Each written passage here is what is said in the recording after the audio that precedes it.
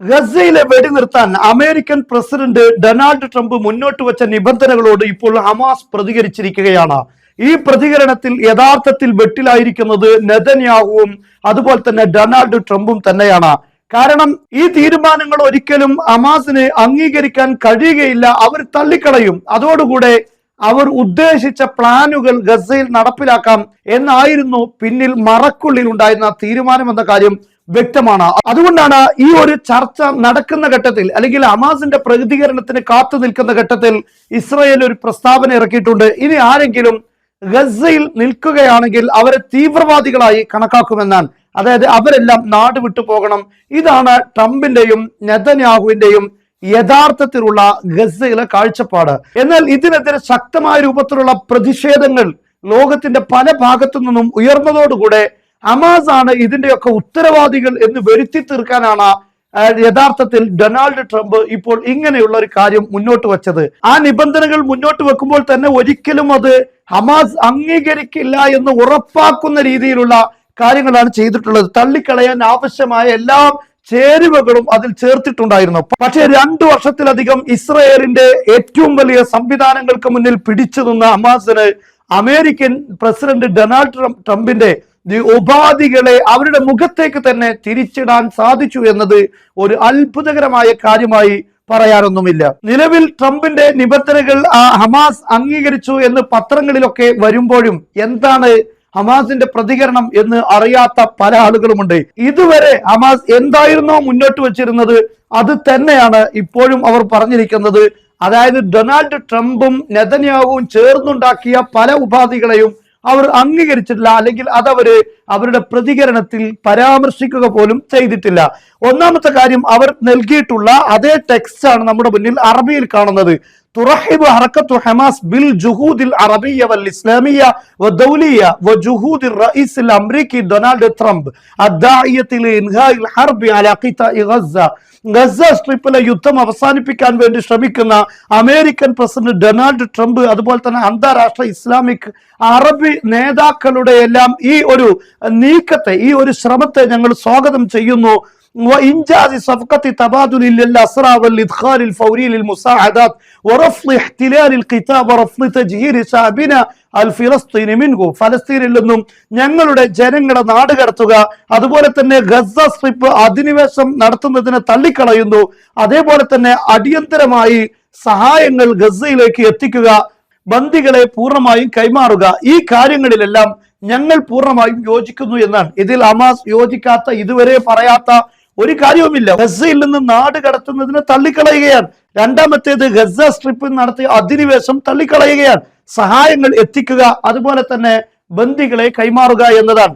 ഈ യുദ്ധം യഥാർത്ഥത്തിൽ പൂർണ്ണമായും അവസാനിപ്പിക്കുകയാണെങ്കിൽ ബന്ദികളെ പൂർണ്ണമായും കൈമാറാൻ തയ്യാറാണ് എന്ന് ഹമാസ് പല തവണ ആവർത്തിച്ച് പറഞ്ഞിട്ടുള്ള കാര്യം തന്നെയാണ്. രണ്ടാമത്തെ കാര്യം, തുഅലിനുൽ ഹറകത്തു മുവാഫഖതഹ അലാ ഇത്ലാഖി സിറാഹി ജമീഉൽ അസ്റാ ലദൽ മുഖാവമ. ഹമാസ് പ്രസ്ഥാനത്തിന്റെ അടുക്കലുള്ള മുഴുവൻ ബന്ദികളെയും കൈമാറാൻ ഞങ്ങൾ യോജിക്കുന്നു. അഹ്യാഅൻ വറഫാത്തൻ, മരണപ്പെട്ടവരാവട്ടെ അല്ലെങ്കിൽ ജീവിച്ചിരിക്കുന്നവരാവട്ടെ പൂർണ്ണമായും കൈമാറും. വിഫ്ഖൽ ലിസീഗത്തിൽ വാരിദ ഫി മുഖ്തറഹി റഈസ് ട്രംപ്. ട്രംപ് മുന്നോട്ട് വെച്ച കാര്യത്തിൽ പറഞ്ഞിട്ടുള്ള, പരാമർശിച്ചിട്ടുള്ള അതേ രീതിയിൽ ഞങ്ങൾ കൈമാറും. വദാലിക ബഅദ തവഫുരി ദുറൂഫിൽ മൈദാനിയൽ മുനാസിബ ലിതൻഫീദി അമലിയത്തി തബാദുൽ. ഈ ബന്ദികളെ കൈമാറാൻ അനുകൂലമായ സാഹചര്യം സൃഷ്ടിച്ചതിന് ശേഷമായിരിക്കും അത് ഉണ്ടാവുക. എന്ന് പറഞ്ഞാൽ ആദ്യം വെടിനിർത്തിയിരിക്കണം. പൂർണ്ണമായും ഗസയിൽ നിന്ന് ഇസ്രായേലിന്റെ സൈന്യം പിൻവാങ്ങിയെങ്കിൽ മാത്രമേ ഞങ്ങൾ ബന്ദികളെ കൈമാറുകയുള്ളൂ. ഇതാണ് സൂചിപ്പിച്ചിട്ടുള്ളത്. അതായത് അതിനുള്ള സാഹചര്യം അവിടെ സൃഷ്ടിക്കണം ബന്ദികളെ കൈമാറാൻ. സൈനിക നടപടികൾ ഉണ്ടാകാൻ പാടില്ല. പൂർണ്ണമായും വെടിനിർത്തിയെങ്കിൽ ആ കൈമാറ്റം സാധ്യമാവുകയുള്ളൂ എന്നാണ്. അതുപോലെ തന്നെ തുഅക്കിദുൽ ഹറകത്തു ഫീ ഹാദാ സിയാഖി അലാ ഇസ്തിഅദാദിഹ للدخول الفوري عبر الوسطاء في مفاوضات لمناقشة التفاصيل. ഇതുമായി ബന്ധപ്പെട്ട കൂടുതൽ ചർച്ചകൾ നടത്താൻ വേണ്ടി മധ്യസ്ഥരായ ആളുകൾ പെട്ടെന്ന് കടന്നു വരാൻ അതിന് ഞങ്ങൾ തയ്യാറാണ് എന്ന് ഇപ്പോൾ ഇവിടെ ഈ ഹമാസ് പ്രസ്ഥാനം ഉറപ്പിച്ചു പറയുന്നു. അടുത്തത് വളരെ പ്രധാനപ്പെട്ടതാണ്, തുജദ്ദിദുൽ ഹറകത്തു മുവാഫഖതഹ. ഇവിടെ പ്രയോഗിച്ച സീഗ തുജദ്ദിദുൽ ഹറകത്തു മുവാഫഖതഹ, ഞങ്ങൾ വീണ്ടും ആവർത്തിച്ച് വ്യക്തമാക്കുന്നു. തസ്ലീമ ഇദാറത്തി ഖിതാഇ ഗസ്സ ലിഹൈഅത്തിൻ ഫലസ്തീനിയ മിനൽ മുസ്തഖില്ലീൻ. ഫലസ്തീൻ സ്വതന്ത്രരായ ഒരു ഫലസ്തീൻ സംഘടന മറ്റേതെങ്കിലും സംഘങ്ങളുടെ അല്ലെങ്കിൽ മറ്റേതെങ്കിലും രാഷ്ട്രങ്ങളുടെ അടിമകളായി നിൽക്കുന്നവരല്ല. നേരെ മറിച്ച് സ്വതന്ത്രരായ ഒരു ഫലസ്തീൻ സംഘത്തിനായിരിക്കണം ഈ ഗസ സ്ട്രിപ്പ് കൈമാറുന്നത്, അതിന്റെ അധികാരം കൈമാറുന്നത്. ബിനാഅൻ അലാ തവാഫുഖിൻ വതനിയ്യിൻ ഫിലസ്തീനിയ്യിൻ വബിദഅമിൻ അറബിയ്യിൻ ഇസ്ലാമിൻ. ഫലസ്തീനികൾ യോജിക്കുന്ന അഭിപ്രായ പ്രകാരവുമായിരിക്കണം ഈ കൈമാറ്റം നടത്തേണ്ടത്. ഇത് എപ്പോഴും ഗസയിലെ ആളുകളുടെ തീരുമാനമാണ്. ഇത് എപ്പോഴും ഹമാസ് പറഞ്ഞിട്ടുള്ള കാര്യം തന്നെയാണ്. പ്രത്യേകമായി ഇതിലൊന്നുമില്ല. അതായത് മേൽനോട്ടം വഹിക്കേണ്ടത് ട്രംപോ അല്ലെങ്കിൽ ടോണി ബ്ലെയറോ അല്ല, നേരെ മറിച്ച് അറബ് ഇസ്ലാമിക് നേതാക്കളായിരിക്കണം. അതേസമയത്ത് ഭരണം കൈമാറേണ്ടത് ഫലസ്തീനിലെ സ്വതന്ത്ര അതോറിറ്റിക്കായിരിക്കണം. അവരുടെ മേൽ ആർക്കെങ്കിലും രാഷ്ട്രീയ സ്വാധീനം ഉണ്ടായിരിക്കാൻ പാടില്ല. ഞങ്ങളുടെ രാഷ്ട്രത്തിലുള്ള ആളുകളുടെ യോജിപ്പ്, പൊതുവായ യോജിപ്പ് അനുസരിച്ച് അവർക്കായിരിക്കണം രാഷ്ട്രത്തിന്റെ ഗസയുടെ സ്ട്രിപ്പിന്റെ അധികാരം കൈമാറേണ്ടത് എന്നാണ്. എന്നാൽ ഇത് യഥാർത്ഥത്തിൽ നെതന്യാഹുവിന്റെ തലയിലേക്ക് അതേ തീരുമാനങ്ങൾ മറിച്ചിടുകയാണ് ഹമാസ് ചെയ്തിട്ടുള്ളത്. ഇത് ഈ കാലം വരെ ഫലസ്തീനിലെ ഹമാസ് മുന്നോട്ട് വെച്ച കാര്യം തന്നെയാണ്. ബന്ദികളെ കൈമാറുകയില്ല എന്നവർ പറഞ്ഞിട്ടില്ല. വെടിനിർത്തിയാൽ ബന്ദികളെ മുഴുവനും കൈമാറുമെന്ന് പലതവണ ആവർത്തിച്ചിട്ടുണ്ട്.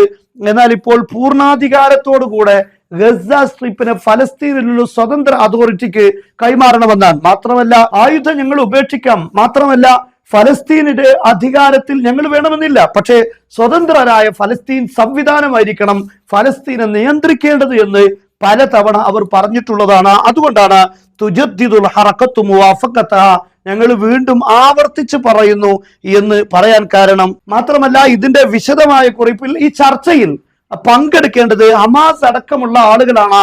ഈ രാഷ്ട്രം കൈമാറുന്നതുമായി ബന്ധപ്പെട്ട ചർച്ച നടക്കേണ്ടത് ഹമാസിന്റെ പ്രതിനിധികൾ അടക്കം ഉണ്ടായിരിക്കണം എന്നുകൂടെ അവർ മുന്നോട്ട് വെച്ചിട്ടുണ്ട്. എന്തായിരുന്നാലും ഇതിൽ പൂർണ്ണമായും ഹമാസ് കീഴടങ്ങിയെന്നോ അല്ലെങ്കിൽ ട്രംപിന്റെയും നെതന്യാഹുവിന്റെയും സ്വപ്നങ്ങൾ സാക്ഷാത്കരിക്കുകയോ ചെയ്തിട്ടില്ല.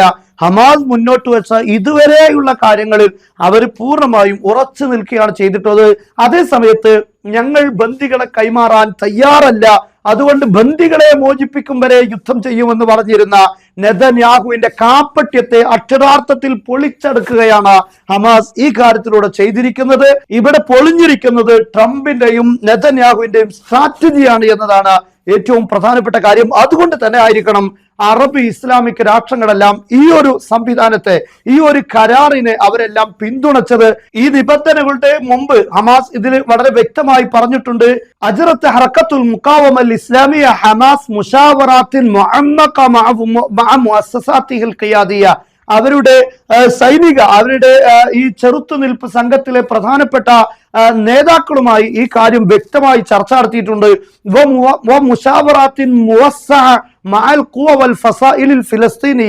അതുപോലെ ഫലസ്തീനിലുള്ള മറ്റു സംഘങ്ങൾ, മറ്റു ചെറുത്തുനിൽപ്പ് സംഘങ്ങൾ, അവരുമായും വളരെ വിശാലമായ ചർച്ച നടത്തിയിട്ടുണ്ട്.